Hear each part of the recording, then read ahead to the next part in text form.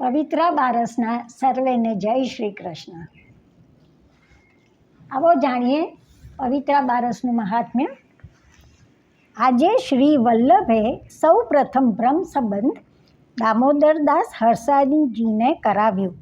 તેથી આ દિવસને આપણે પુષ્ટિ માર્ગના સ્થાપના દિન, સમર્પણ દિન તરીકે મનાવીએ છીએ. આજે પોતાના ગુરુદેવને તે ન બિરાજતા હોય તો વલ્લભ કુળના કોઈ પણ બાળકને જે ગામમાં બિરાજતા હોય તેમને, અને તે પણ ન બિરાજતા હોય તો ગુરુદેવના ચિત્રજીને ધરાવી યથાશક્તિ ભેટ ધરાવવી. પછી વૈષ્ણવોને પરસ્પર પવિત્રા પહેરાવવા.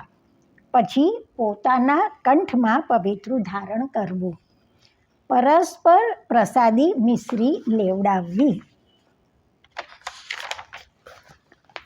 તેનો ભાવ છે કે શ્રી ઠાકોરજી સહિત વ્રજ ભક્તો તથા શ્રી ગુરુદેવને પોતાના હૃદયમાં પવિત્રા દ્વારા ધારણ કરે છે.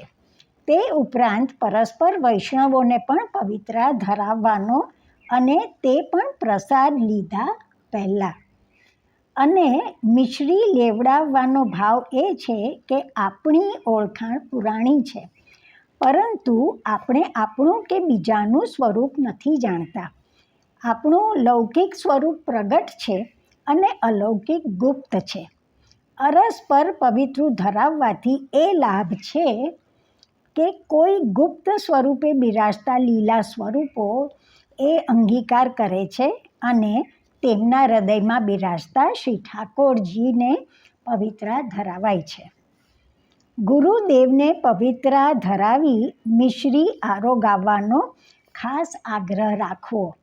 મિશ્રી રસરૂપ હોવાથી તેમાં ઝારીજીનો ભાવ પણ આવી જાય છે.